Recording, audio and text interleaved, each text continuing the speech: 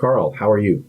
Hey, Shawn, I'm doing great. I'm actually excited to be here. So, I want to ask you, how are you doing? Living the dream. Sweet. So, Karl, tell me a little bit about yourself. Well, let's see. Shawn, it's actually, it's interesting that I'm sitting next to a pharmacist because, I was actually a pharmacy technician from 16 to 19. That's how I got myself through school. I forgot about that. Yeah, I used to count pills, and it was actually a decent way to, pay for college.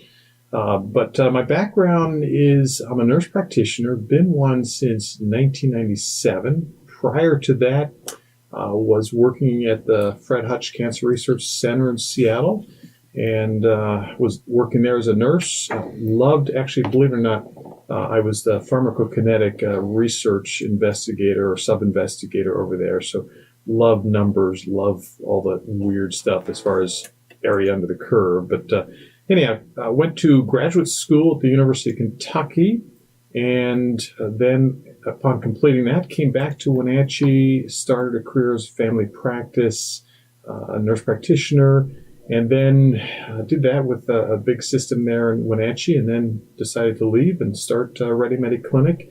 And really, it's evolved, and now I'm doing family practice in a very comprehensive, holistic, functional way.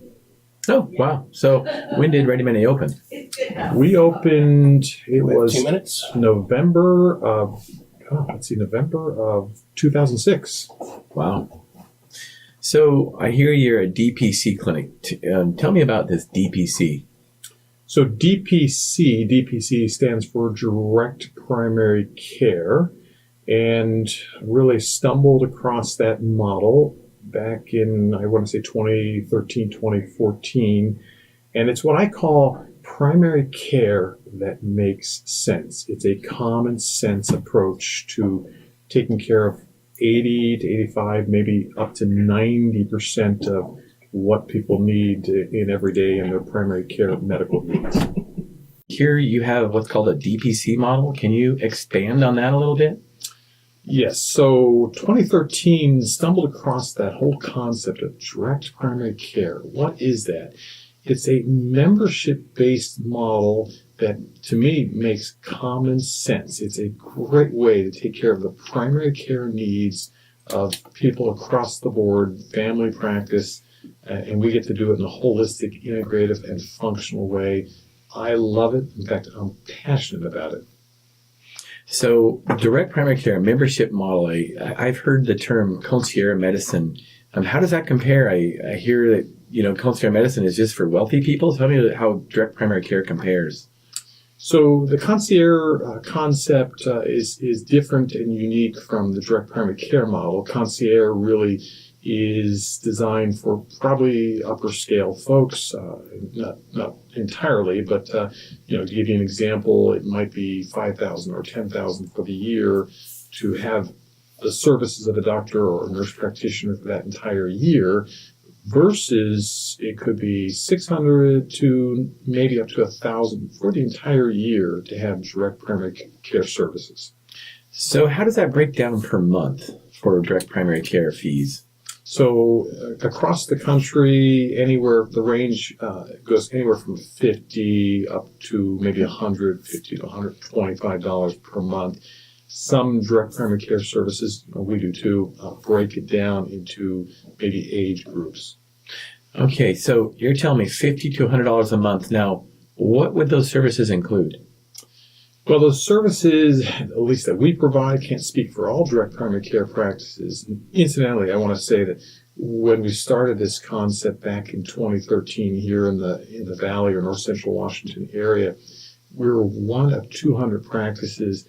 And now when I recently checked what's called the DPC mapper, there's well over 1,500 practices across the nation. So it is a groundswell that just continues to bloom across the country. I love it. So we'll talk a little bit about that later, why you think that is. But in the meantime, tell me, what kind of services can your clinic offer for the $50 to $100 a month? I mean, that almost sounds too good to be true. Well, we get to, that means that folks get to come in, whether it's 3 times a year, 6 times a year, 10 times a year.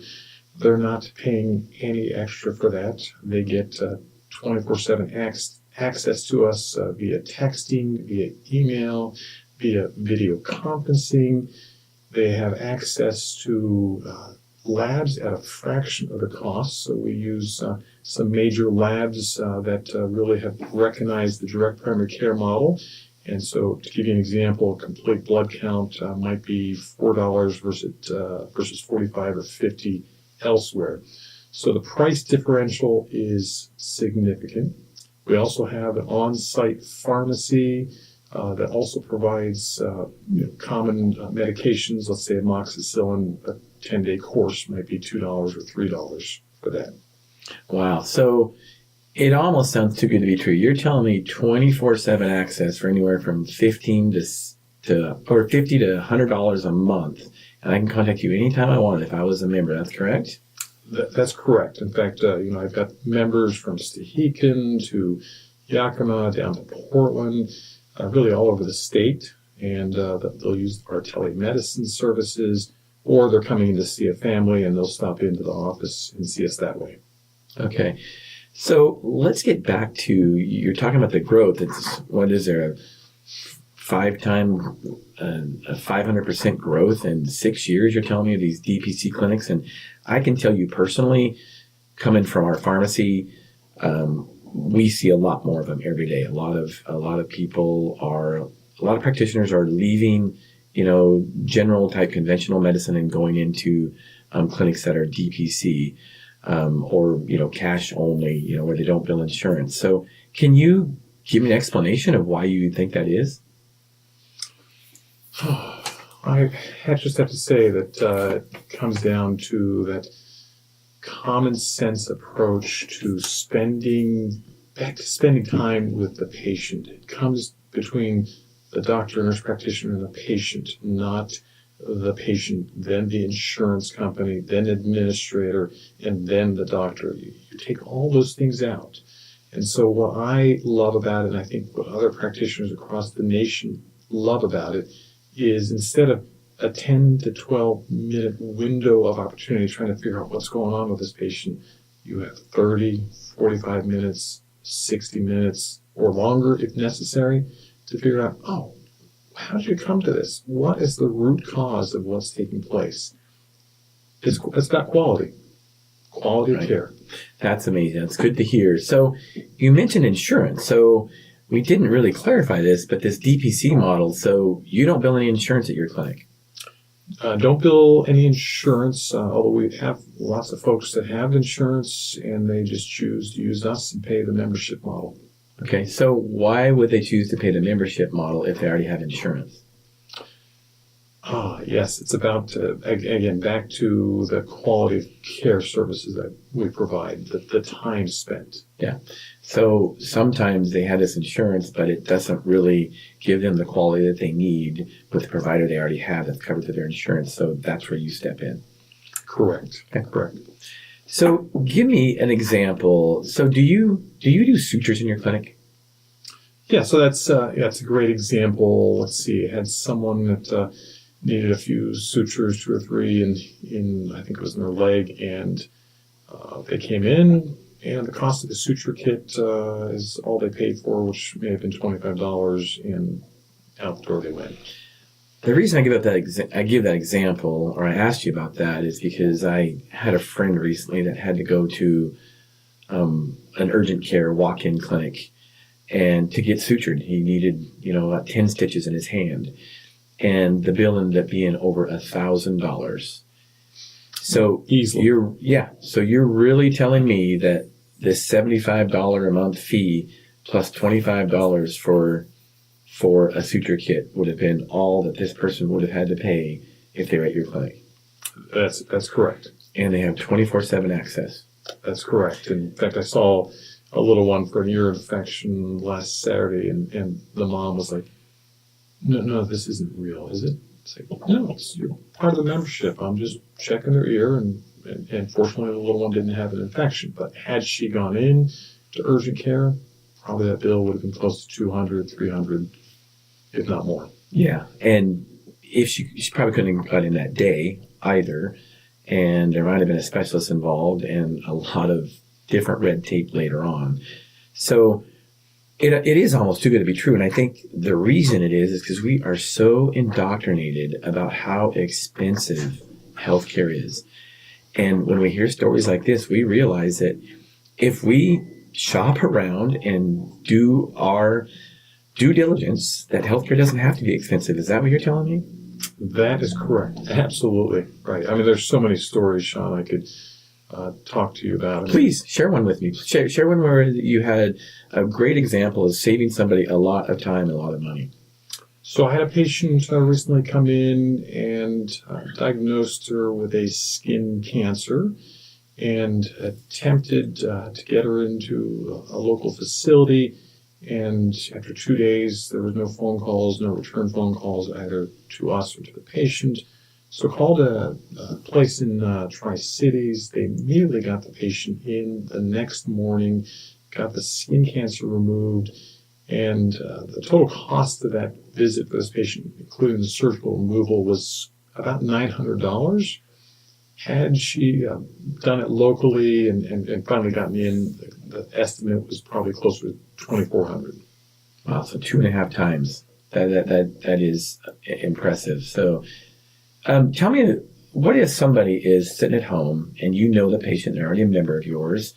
Tell me how you can communicate with them by text and maybe even send a prescription. Am I right about that? Yes. So, that happens. And, we can have a face-to-face good conversation and find out a lot about the patient. And it's worked very well.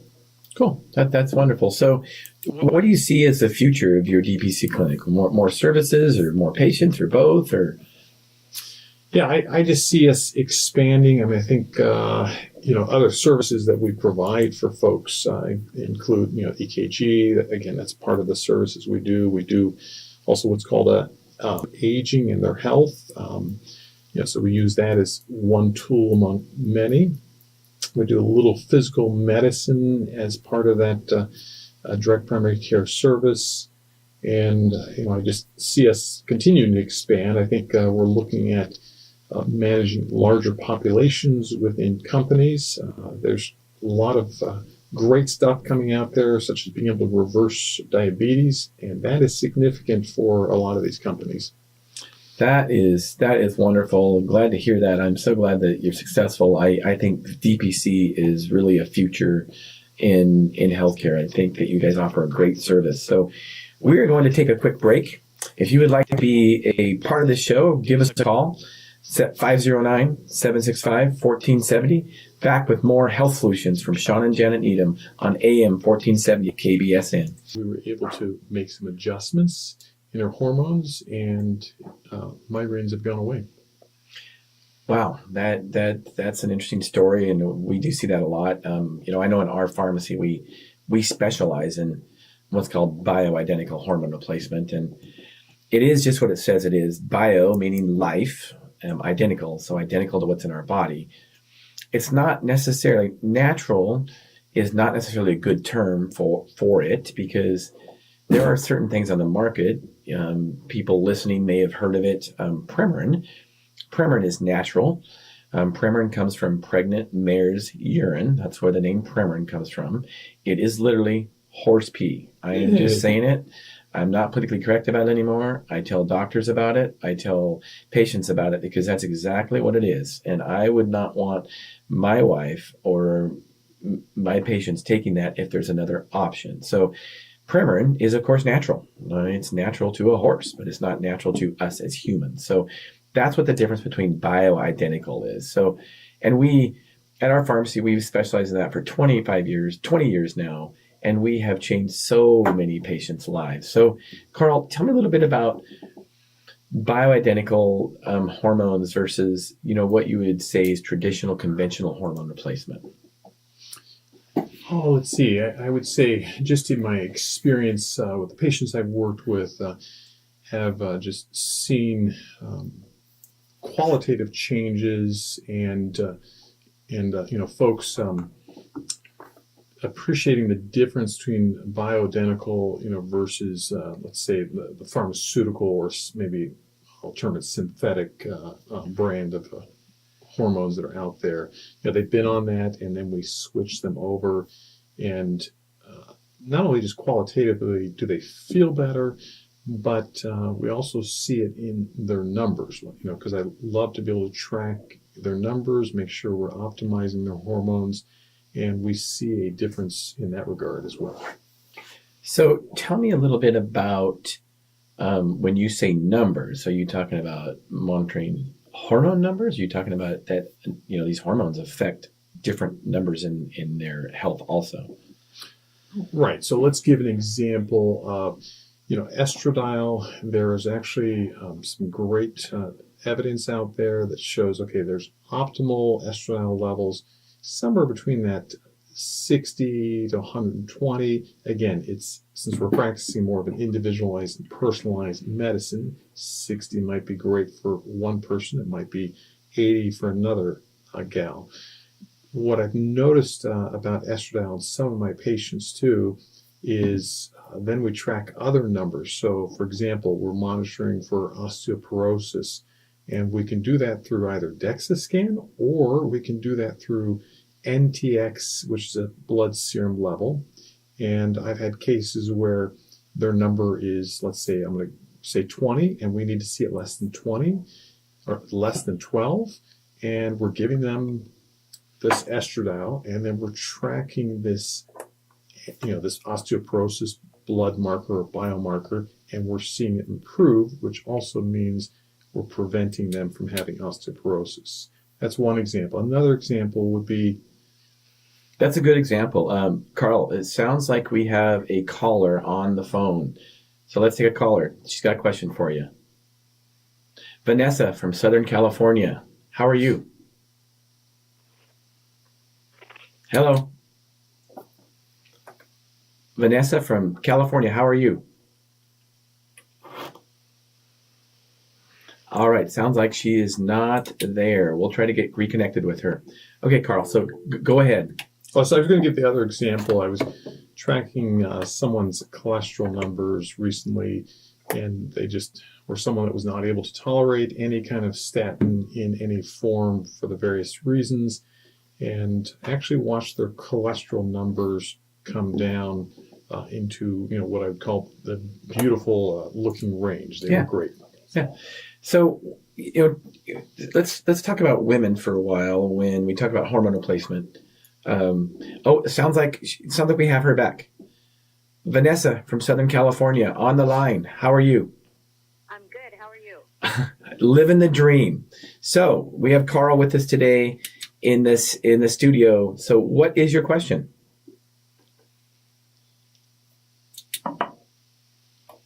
Hello. Can you hear me? I can hear you. Yes, go ahead. What is your question? I'm wondering, can you tell me what the risk factors are with compounded bioidentical hormones in comparison to traditionally prescribed hormones? Wow. Yeah, that's a great question. If you don't mind, I'm going to start, Karl, then I'll let you segue into that. So that is a wonderful question, and thank you for calling. So in pharmacy school, I was traditionally taught with women that women estrogen. So, and that's all we think about when we think of women is estrogen. So, and if we only think about estrogen when we think about women, then we will deny them testosterone. Yes, women have testosterone just like men, just not as much as we do. And also progesterone. And I think progesterone is probably the most important of the hormones. I shouldn't say that because it's important to have an overall balance. But I think when you look at traditional hormone replacement for women, like in pharmacy school, I just learned about estrogens. And if you look at a lot of the studies that talk about hormones causing problems for women, whether it be breast cancer, whether it be uterine cancer, most of those studies, or should I say all of those studies, I don't like using the word all because that's a very, very powerful term, but most of those studies use estrogen only, and they do not use progesterone. Now, some people out there are listening to this, they may think, well, the WHI study did use progesterone in 2002. I'm getting a little bit scientific here, but I need to defend this argument. So it did not use progesterone. It talked about synthetic progestins, medroxyprogesterone acetate, and it is not the same as progesterone. I teach my pharmacy students, I teach my patients, if there is one thing you can take away from hormone replacement therapy is progesterone does not equal medroxyprogesterone acetate. So if you look at all the studies, they were done with estrogen and medroxyprogesterone acetate. And I'm using estrogen as a blanket term when there's actually 3 different estrogens in a woman's body, but we'll just put them all in there as estrogen. So, and I believe if progesterone is given, then it decreases a lot of the risk of the breast cancer and a lot of the risk of the uterine cancer. Now, I learned in pharmacy school, and one of the reasons why is because pharmacy schools are, drug companies are big sponsors of pharmacy schools, as they are for doctors. So we were taught in pharmacy school, if you don't have a uterus, you don't need progesterone. But when I think about that argument, I think, well, that's interesting because that's the only hormone I know of that's a magic hormone that only works in one tissue in the body. So progesterone is important for your breast health, for your brain health, more than just for your uterine health. So I believe if hormones are balanced right and given bioidentical hormones in the right balance and the right doses, I believe it doesn't have the risk of breast cancer and uterine cancer like the traditional hormone replacement. Go, Karl. Well, thank you, Shawn. That is a great summary right there, and thank you, Vanessa, for calling in. And I think again the biggest difference is separating out those molecular differences, estradiol versus the estrogen, which often gets confused as the Premarin or horse's pee. And I even hear that today in discussions I have with physicians. They're bringing up estrogen and lumping that all in and saying, oh, look at the WHI, the Women's Health Initiative, that it caused cancer. Yes, if you're looking at, again, Premarin and the progestin or medroxyprogestin. So again, just as you summed it up there, it's looking at 2 different things, but that's not how the community as a whole, even within the physician community, looks at it. That's right. And one thing the thing we can take away from the WHI study, which let me clarify that. In 2002, there was a Women's Health Initiative, a big study that talked about hormones causing breast cancer and cardiovascular events, actually. So like heart attacks and strokes. But really, all that study showed is that Premarin and medroxyprogesterone acetate causes that. It didn't say anything about estradiol or progesterone because they didn't study that. And I believe if we more mimic how our body produces hormones and being bioidentical hormones in the right balance, I believe we can negate that risk. Well, and I think if I recall, last week we talked about the estrogenicity of Premarin is 7 to 10 times the amount of the estradiol. Is that correct? Well, Premarin, that's kind of, it depends on the dose, but Premarin, let's face it, when we take a biological product, like when we're trying to isolate estrogens from horse urine, we don't know all what's in there. You just can't, because from each horse to each horse, it's going to vary. Mm-hmm. So they do standardize it to an estradiol ratio, but because there's so many other estrogens in there, we don't know all the influence of those estrogens. That's one of the issues. Now, that being said, because we don't know all what's in it, there will never, ever be a generic Premarin, because if you can't copy something if you don't know what's in it. So the drug company loves it. Right. So tell me a compelling story of so Vanessa, does that answer your question? Yes, it does. Okay, so thank you so much for calling in. If there's any other callers, open phone lines, 509-765-1470. Thank you, Vanessa. So Karl, give me an example of a compelling story you have with hormone replacement. Let's see, just one? Yeah, exactly. Yeah, we have thousands of them, right? We get them every day. Yeah, so go ahead. One compelling story. Well, I certainly told you about the migraine. I think probably the biggest change I've seen is females with polycystic ovarian syndrome, commonly referred to as PCOS. And unfortunately, And I've seen just dramatic changes in their lives. I've got one gal that, my goodness, was spending 2, 3, sometimes 4 days in her bedroom, darkened room. Her husband would have to come home, take care of the children during that time period. And now, as a result of balancing your hormones, she has a life. Her husband comes in to see me now. He's so excited that his wife has a life. I mean, can you imagine having 2, 3, 4 days taken out of your life every single month for all these years? And all we did was just balance her hormones and give her life back. And her kids have mom during that time period too. Yeah, that is incredible. And we have so many stories like that. We get calls from patients and talk to patients every day that thank us for those things. I can think of a story, one of my most compelling stories, and it's a pretty simple one. It wasn't necessarily complete hormone balancing, but we fixed her issue with just a little bit of hormone cream. She was an 89-year-old lady, and she was in Southern Washington, and we ship prescriptions all over the Pacific Northwest. So she finally found a urologist that would help her with her problems, and we made up a special estrogen vaginal cream for her. And she called us like a month later and told us that we saved her life. And I was just kind of in shock a little bit. It's our most popular prescription. We ship a lot of it all over. But she said she could actually drive across town now without wetting herself. So this woman had been to urologist and doctor after doctor after doctor for years. She's 89. And they had put her on many different medications to try to stop her urinary incontinence, which, for those of you that don't know, that's basically, she couldn't hold her bladder anymore, which is not that uncommon. And unfortunately, when doctors don't take the time or to either educate themselves or take the time to spend with the patient, they don't fix the problem. They treat the symptom. So that's why I appreciate people like yourself, Karl, that are actually fixing problems and not treating symptoms, because, this gal didn't have a lack of, ditropan as a drug to help with her urinary incontinence. She didn't have estrogen anymore. So a little bit of estrogen cream in the vaginal area, and, she's not having to,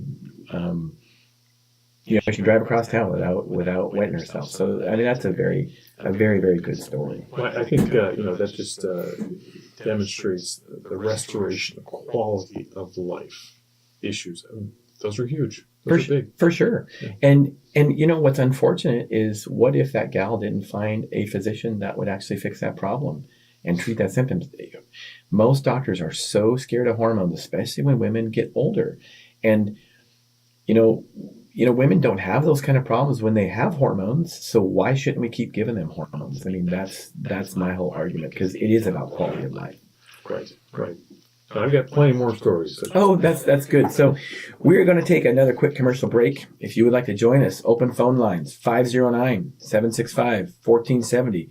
Back with more health solutions with Shawn and Janet Needham on AM 1470 KBSN. All right, here we are back on AM 1470 KBSN. Welcome to Health Solutions with Shawn and Janet Needham. In the studio with us today is Karl Lambert, and we just got done talking about hormones, and I think I can safely say that he shares the same passion I do about hormone replacement, and we could easily talk about that for 8 hours. So I am sure over the course of our shows over the next few weeks and months that we will definitely get into that subject again. So, but moving on, because Karl has some other things that I would really like to get into that he does, is genomic testing. Karl, tell us about genomic testing. Well, hold on, Sean, before we get into that. Man, that introduction music that comes in, you kind of just loosen up. I mean, that's really what helps you just kind of get into it. Yeah, I've been told that before. Okay. So just enjoy the music. Yeah, absolutely. It only comes around once in a while, right? Right. Okay. So genomic testing. There was a book I was reading recently called Health and Wellness for You by Dr. Josh Luke, and he's a former CEO of a major hospital system down in Southern California. And in this book, he talks about DPC, and that's really kind of the move forward for primary care. But he also talks about genomic testing. I'm already doing that. Yes, I love it. So genomic testing allows us, I've got a piece of paper here. This is for our audience that's out there on Facebook. Hopefully you can see that. But I use a company called GX Sciences, and it allows us to personalize and individualize medicine. So, example, I've got a foundation wellness panel. I've got a neurological psych panel. So if you're someone that suffers from anxiety, depression, some of those neurological issues or psych issues, genomic testing is basically DNA swabbing, or you take the inside of the cheek and just do a little wipe, and then you send it off to the lab. And now what's happened in this world of genomic testing, it allows us to say, oh, for you personally, let's say I did one for you, Shawn, I would say, oh, these are the nutrients that you need to go along with whatever hopefully whole diet you're using. So it's using the concept of food as medicine. So I still teach and educate how food is medicine. So we want to be putting good food in there. But we also live in this day and age where you simply cannot get the nutrients from all the foods that are out there. There's a great nutritionist out that I consult with frequently, but the nice thing about genomic testing is now we have the means based on good scientific evidence to say, oh, this is what you personally need, not what Janet or everyone else needs, is what you need. So kind of like personalized medicine. I mean, that's kind of, I've heard a lot about that, and I think I've heard you discuss it, but that's kind of the future of what people want, I think. Absolutely. It's what I want. I don't want to go in and see someone and say, well, here, I'm going to put you on this medication because 1,000 other people are on this medication, and I think you'll like it too. Right. I think that's, if you look at mass market medicine, that's probably why a lot of people are gravitating towards, like what we were talking about earlier in the show, was DPC, and the DPC clinics are growing because they want personalized service. Right. I'll give you an example. Even I had a patient that had come in to me and said, oh, my doctor just put me on Lipitor or atorvastatin. And I said, well, let's check your KIF6 gene and see if that's really what you need. And his KIF6 gene sent it off to the lab, came back a week later, and he's one of the 45% that just simply will not have any benefit from being on atorvastatin, Lipitor, probably most other statins, but specifically to the atorvastatin. I showed him the KIF16 gene, the studies behind it, and was able to take them off and put them on something else along with diet, exercise to help kind of manage and control what's going on with him. So just to clear that up for our listeners and viewers, atorvastatin or Lipitor is for cholesterol. And as you know, there's a lot of people on that. And there's more to the picture than just cholesterol. So speaking of that, let's go into, I know that you've done some special testing on cardiovascular risk models and different size particles of cholesterol. And can you go into that a little bit? So, referring to like biomarkers for preventing cardiovascular disease? Correct. Stroke, okay. So, no, I've done a lot of studying under Bale Doneen. Dr. Bale's a cardiologist. Dr. Doneen is a doctoral nurse practitioner out of Spokane. Their work is truly phenomenal. When I took the course back in 2012, 2013, it was another paradigm shift for me in terms of preventing cardiovascular disease, preventing stroke, heart attack. So I follow inflammatory biomarkers in my patients, sometimes even as frequent as once a month. And I'll give you an example of what's called microalbumin creatinine ratio. So if you're measuring the amount of protein in the urine, and the cutoff might be, I'm going to say the cutoff is 30, but really for men it's 3.9, for women it's 7.4, and this is based on a great Framingham heart study that was done. I can't remember which year that was, but well-known study. And so I will follow my men and make sure they're under 3.9. As long as they are, great. But I'm going to give you an example of my older brother who lives in Spokane, and last October he had a stent placed in his widowmaker. If you lose the widowmaker, you're going to die. And so fortunately he's doing well, but I said, hey, can I just see your labs from that physical you had back in September? And a big system that he goes to there in Spokane. His biomarker for that microalbumin creatinine ratio was 305. Now, keep in mind, for men, it needs to be less than 3.9. Above that number, your risk tripled for some kind of cardiovascular event. I asked them, so did you hear anything from your doctor? No, just got all my labs and said, see you again next year. I don't blame the doctor he works with. Again, they're part of that system where it's get him in 10 to 12 minutes, and then the physician probably got a pile of labs on their desk and just moved them on out and send them to the patients. Tell them we'll see them again next year. So he's an example of, I want to see that microalbumin creatinine ratio consistently less than 3.9, and if it isn't, then it tells me, oh, there's inflammation. Let's find out where that inflammation is. And I'll put an analogy of, it's like fire in the arteries.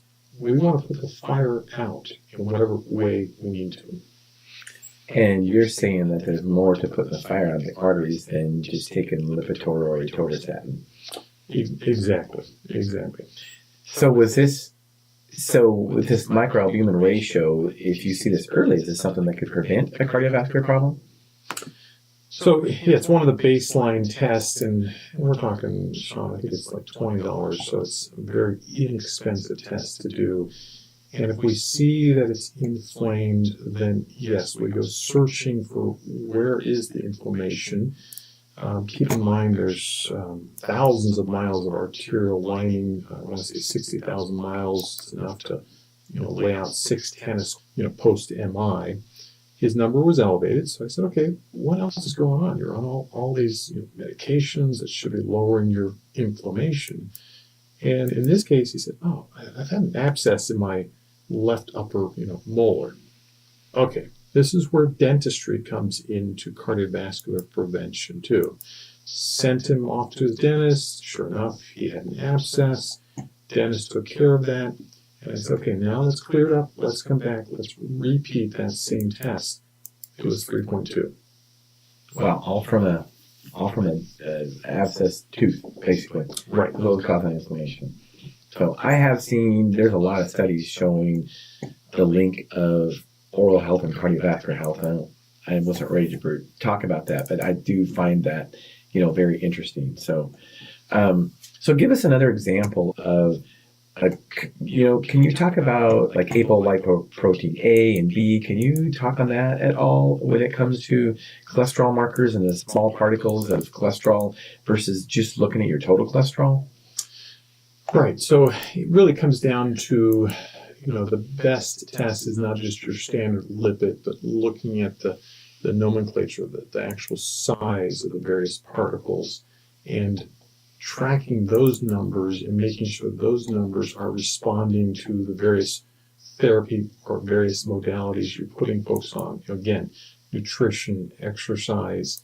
Let me talk about specifically lipoprotein A. That's a defect on genetic 6.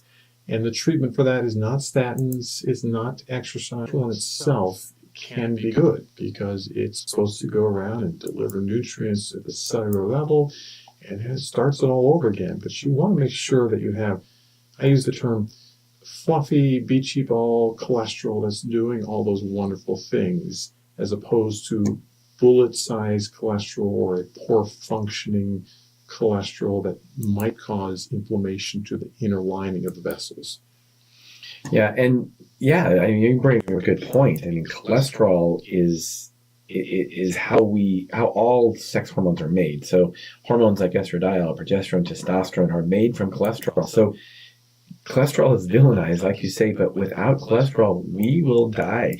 Cholesterol is very important. So you actually can have too lower cholesterol. So it is important to know the complete picture of what's going on in your body. And cholesterol is just part of the picture when it comes to cardiovascular risk. There's a lot of other things going on. So that's why it's important to go to the right person to get tested and also know how to interpret those tests. And it's more than just taking a medication to lower your cholesterol, that's for sure. So what else can you tell us about genomic testing in about 20 seconds here? Oh, genomic testing. Wow. I just saw a 7-year-old hyperactivity, anger issues. And now, after doing some genomic testing on that, able to implement a nutritional program to really help reduce some of those symptoms. Love it. ADD. I have ADD to nutrition to treat ADD. I love it.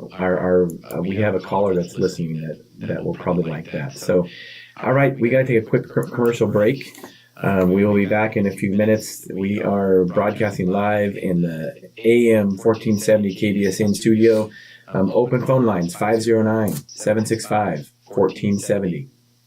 And we are streaming on Facebook and YouTube live. We are having some issues there, so we are doing our best, and we will get better every week. So wrapping this up, Karl, thank you so much for coming into the studio today. We really enjoyed your information and very, very helpful.